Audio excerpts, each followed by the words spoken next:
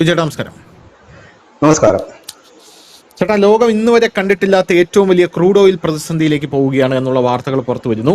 ആഗോള വിപണിയിൽ അസംസ്കൃത എണ്ണയുടെ വില ഉയരുമെന്ന ആശങ്ക. US വിതരണം ഒരാഴ്ചയിൽ 17 ദശലക്ഷം ബാരൽ വർദ്ധിച്ചു എന്നുള്ള മറ്റൊരു പ്രധാനപ്പെട്ട വാർത്ത. ചൈനയുടെ എണ്ണ ശേഖരത്തിൽ 35 ലക്ഷം ബാരലിന്റെ ഗണ്യമായ കുറവ്. അത് ഊർജ്ജ വിപണിയിൽ നിന്ന് വൻതോതിൽ വാങ്ങാനാണ് ഇപ്പോൾ അവർ തുടങ്ങിയിരിക്കുന്നത്. എന്തായാലും ഇത് കുറച്ചുകൂടി ഡീറ്റെയിൽ ആയിട്ട് പറയുകയാണെങ്കിൽ നമുക്ക് മനസ്സിലാകുന്നത്, ഈ ക്രൂഡ് ഓയിൽ വില നിയന്ത്രിക്കുന്നതായി മാർച്ചിൽ അടിയന്തരമായി ഒരു കരുതൽ ശേഖരം ഇവരുണ്ടാക്കിയിരുന്നു. ദുബായ് അടക്കമുള്ള എമിറേറ്റ്സ് ഉണ്ടാക്കിയിരുന്നു. അതിൽ ഭൂരിഭാഗവും തീർന്നു എന്നാണ് അറിയാൻ സാധിക്കും. ഈ കരുതൽ ശേഖരം പോലും തീർന്നു എന്ന് പറയുമ്പോൾ ഒന്ന് ആലോചിച്ച് നോക്കൂ. ചോയ്സ് ഇൻസ്റ്റിറ്റ്യൂഷണൽ ഇക്വിറ്റീസിന്റെ റിപ്പോർട്ട് അനുസരിച്ച് അന്താരാഷ്ട്ര ഊർജ്ജ പ്രതിസന്ധി മാർച്ചിൽ 400 ദശലക്ഷം ബാരൽ എണ്ണയുടെ അടിയന്തര കരുതൽ ശേഖരമാണ് പ്രഖ്യാപിച്ചിരുന്നത്. അതിൽ 350 ദശലക്ഷം ബാരലും ഇതോടുകൂടി ഉപയോഗിച്ച് കഴിഞ്ഞു. പുതിയ വിതരണ പ്രതിസന്ധിയെ നേരിടാൻ വിപണിയിൽ മുമ്പത്തെക്കാൾ കുറച്ച് ഓപ്ഷനുകൾ മാത്രമേ ഉള്ളൂ എന്നുള്ളതും വലിയ പ്രതിസന്ധിയാണ്. നിലവിലെ വിതരണ തടസ്സം ഏറെക്കാലം തുടരുകയാണെങ്കിൽ ക്രൂഡ് ഓയിൽ വിലയിൽ അതിന്റെ ആഘാതം കാണാൻ കഴിയുമെന്ന് റിപ്പോർട്ട് വിശ്വസിക്കുന്നു. റിപ്പോർട്ട് അനുസരിച്ച് വിപണിയിലെ എണ്ണ ശേഖരത്തിൽ നിലവിൽ പ്രതിദിനം 2.4 ദശലക്ഷം ബാരൽ കുറവാണ് വന്നിട്ടുള്ളത്. ഇതിന്റെ അടിസ്ഥാനത്തിൽ IEA നൽകിയ 400 ദശലക്ഷം ബാരൽ എണ്ണ അടിയന്തര ഫണ്ടിൽ 350 ദശലക്ഷം ബാരൽ വിപണിയിൽ ഉപയോഗിച്ചിട്ടുണ്ടെന്ന് ഇവർ പറയുന്നുണ്ട്. എന്തായാലും അടിയന്തര എണ്ണ ശേഖരത്തിന്റെ 88% അതെന്ന് പറയുന്നത്. അത്രയും ഉപയോഗിച്ചു കഴിഞ്ഞു. അങ്ങനെ ഗൾഫ് യുദ്ധത്തിന്റെ പാർശ്വഫലങ്ങൾ ലോക രാജ്യങ്ങളിലേക്ക് മുഴുവൻ വ്യാപിക്കാനായിട്ട് പോകുന്നു. ഇങ്ങനെ പോയി കഴിഞ്ഞാൽ വണ്ടികളുടെ ചക്രങ്ങൾ ഉരുളാത്തൊരു സാഹചര്യം ലോകത്ത് സംജാതമാകും എന്നാണ് പല മാധ്യമങ്ങളും പ്രധാനമായിട്ടും ഇതിനെ വിലയിരുത്തുന്നത്. അതിന്റെ കൂട്ടത്തിൽ നമുക്ക് എടുത്തു പറയേണ്ട മറ്റൊരു കാര്യം എന്ന് പറയുന്നത്, ഹോർമൂസിനെ ആശ്രയിക്കാതെ എങ്ങനെ ഇപ്പോൾ ഒരു കപ്പൽപാത തുറക്കാം എന്നാണ് പല ഗൾഫ് രാജ്യങ്ങളും ആലോചിച്ചു കൊണ്ടിരിക്കുന്നത്.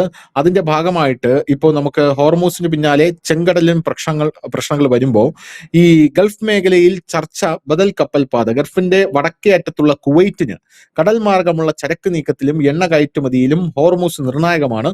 ഹോർമൂസ് സുരക്ഷിതമല്ലെങ്കിൽ കുവൈറ്റിന്റെ കപ്പൽ ഗതാഗതത്തിന് മറ്റൊരു വഴി കണ്ടെത്താനാകുമോ എന്ന ചർച്ച ഉയരുന്നു. അതിനുള്ള ഉത്തരമായി ബദൽ തുറമുഖങ്ങളും ലാൻഡ് ബ്രിഡ്ജുകളും ചർച്ചയാകുന്നു. അതിൽ ഏറ്റവും കൂടുതൽ ഉയരുന്നത് ഫുജൈറ തുറമുഖത്തിന്റെ പദ്ധതിയാണ്. ഈ ഫുജൈറ തുറമുഖം എന്ന് പറയുന്നത് ഗൾഫിലേക്കുള്ള ഒരു കവാടമായി മാറുമോ എന്നുള്ളൊരു ചോദ്യമാണ് ഇപ്പോൾ ഉയരുന്നത്. ഫുജൈറ തുറമുഖം ഫുൾ ഫ്ലഡ്ജഡ് ആയി കഴിഞ്ഞാൽ ഹോർമൂസ് കടലിടുക്കില്ലാതെ തന്നെ ഈ ഗൾഫ് രാജ്യങ്ങളിലേക്ക് പലതിലും അവർക്ക് എണ്ണ കച്ചവടം നടത്താൻ ഒരു സുഗമമായിട്ടുള്ള ഒരു മാർഗമായി അത് മാറും എന്നുള്ള മറ്റൊരു റിപ്പോർട്ടും പുറത്തു വരുന്നു. അപ്പോൾ വളരെ വലിയ രീതിയിൽ ഇവർ അതിന് പ്രതിസന്ധിയെ ഓവർകം ചെയ്യാനുള്ള സാഹചര്യം അവർ നോക്കുന്നുണ്ട് എന്നുള്ളത് മറ്റൊരു പ്രധാനപ്പെട്ട കാര്യം. എന്തായാലും ഇത് നമ്മുടെ രാജ്യത്തെ ബാധിക്കാതിരിക്കില്ല എന്ന് എനിക്ക് തോന്നുന്നു. ബാധിക്കും. ഏത് രീതിയിലായിരിക്കും ബാധിക്കുന്നത് എന്നുള്ള ഒരു ആശങ്കയും ഉണ്ട്. ഈ വാർത്ത ശരിക്കും നമ്മുടെ രാജ്യത്തിനാണ് ഒരു തീ പിടിപ്പിക്കുന്ന വാർത്തയായിട്ട് മാറുന്നത്.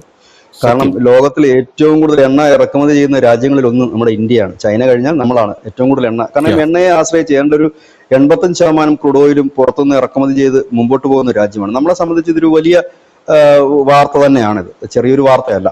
കാരണം ഈ മിഡിൽ ഈസ്റ്റ്, കാരണം നമ്മൾ ഈ എണ്ണ അഡ്ജസ്റ്റ് ചെയ്തുകൊണ്ടിരിക്കും. ഇപ്പൊ തന്നെ 50% എണ്ണ റഷ്യയിൽ നിന്ന് വാങ്ങുമ്പോൾ തന്നെ മറ്റിടങ്ങളിൽ നിന്നാണ് നമ്മൾ കൂടുതൽ എണ്ണ വാങ്ങുന്നത്. ഇതിനകത്ത് പൈസ കൂടെ ഒരു വലിയ വിഷയം തന്നെയാണ്. അതായത് കൊള്ളവിലയ്ക്ക് എണ്ണ മേടിച്ച് നമുക്ക് ഈ രാജ്യത്ത് വിതരണം ചെയ്യാനോ നമ്മുടെ സ്ഥാപനങ്ങൾ നടത്തിക്കൊണ്ട് പോകാനോ കഴിയില്ല. ഒരു ഫാക്ടറി പ്രവർത്തിക്കണമെങ്കിൽ പോലും ഇത്തരം ഒരു ഊർജ്ജം ആവശ്യമാണ്.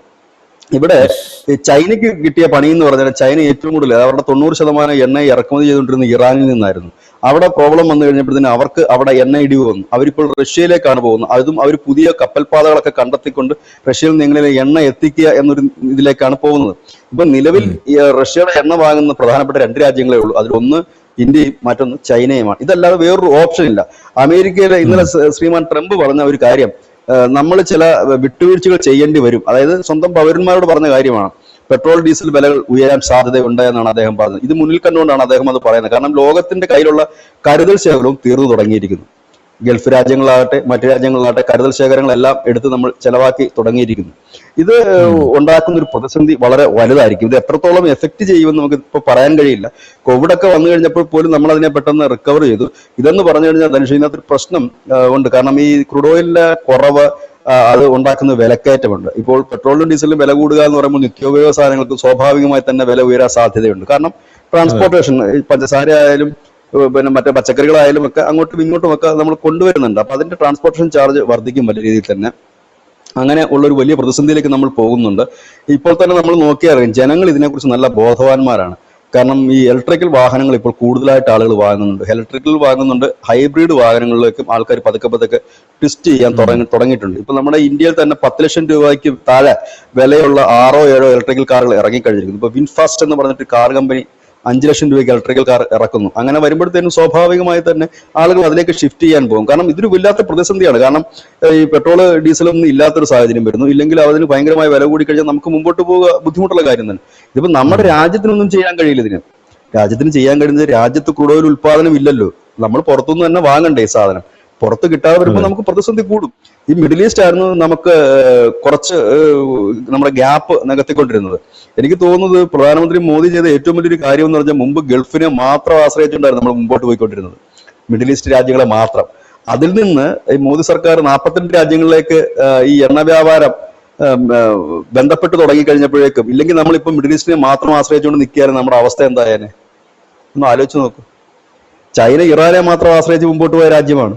അവിടെ 55% ഇലക്ട്രിക്കൽ വാഹനങ്ങൾ ഉണ്ടായിട്ട് പോലും 55%, ചൈനയിലോട് 55% വാഹനങ്ങൾ ഇലക്ട്രിക്കൽ വാഹനങ്ങൾ ഉണ്ടായിട്ട് പോലും അവർക്ക് പ്രതിസന്ധിയാണ്.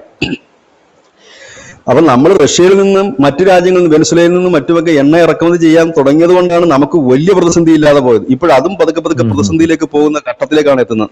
അറിയാം, നമ്മളിപ്പോൾ ഗ്യാസ് ഇറക്കുമതി ചെയ്യുന്നത് അമേരിക്കയിൽ നിന്നാണ്.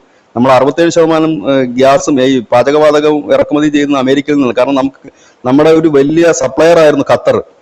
അവർക്ക് ഇതുവരെ ഉത്പാദനം തുടങ്ങാൻ കഴിഞ്ഞിട്ടില്ല. പിന്നെ പുതിയ പാത കണ്ടെത്തുമെന്ന് പറയുമ്പോൾ നമ്മൾ ചിന്തിക്കേണ്ട ഒരു വിഷയം, നാളെ ഇതൊന്നും റെഡിയാകത്തില്ല. ഈ തുറമുഖങ്ങളുടെ പണിയോ ഇല്ലെങ്കിൽ അതുവഴിയുള്ള പാതകളോ ഒക്കെ ആകില്ല. പെട്ടെന്നൊരു പ്രതിസന്ധി വരികയാണെന്നുണ്ടെങ്കിൽ, അതായത് ഇനിയൊരു യുദ്ധം കൂടി, ഒരു വലിയ സംഘർഷം കൂടി ഈ മേഖലകളിൽ എവിടെയെങ്കിലും, അതിപ്പോ സെൻട്രൽ ഏഷ്യയിലായാലും പിന്നെ ഈ പറയുന്ന മിഡിൽ ഈസ്റ്റോ ഇല്ലെങ്കിൽ സൗത്ത് ഏഷ്യ എവിടെ ആയാലും, ഇനി ഒരെണ്ണം കൂടെ വന്നു കഴിഞ്ഞാൽ തീർച്ചയായിട്ടും പമ്പുകളിൽ പകുതി കൂടുതൽ അടച്ചിടേണ്ട ഒരു സാഹചര്യം വരും എന്നുള്ള കാര്യം 100% ഉറപ്പാണ്.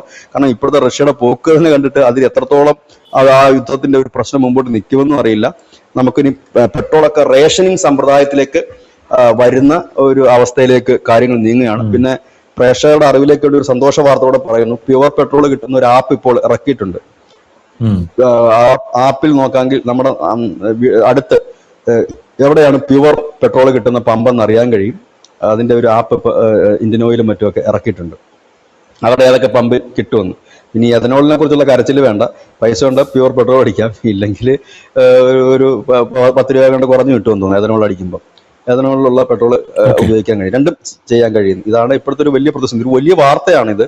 നമുക്കത് നിസ്സാരവൽക്കരിക്കാൻ പറ്റില്ല. നമ്മൾ ഫ്യൂച്ചറിലേക്ക് തയ്യാറെടുക്കുന്നത്, ആരെങ്കിലും കാറൊക്കെ വാങ്ങാൻ ആഗ്രഹിക്കുന്നുണ്ടെങ്കിൽ അല്പം കൂടി വെയിറ്റ് ചെയ്തതിന് ശേഷം ഹൈബ്രിഡ് ആണോ ഇലക്ട്രിക്കൽ ആണോ വേണ്ടതെന്ന് തീരുമാനിക്കുക. കാരണം പ്രതിസന്ധി രൂക്ഷമാകുന്ന ഒരു സാഹചര്യമാണ്. എന്നും ഈ പെട്രോൾ ഇപ്പൊ വലിയ വലിയ വാഹനങ്ങളൊക്കെ ഹൈഡ്രജനിലേക്ക് ഇലക്ട്രിക്കലിലേക്ക് മാറിക്കഴിഞ്ഞിട്ടുണ്ട്.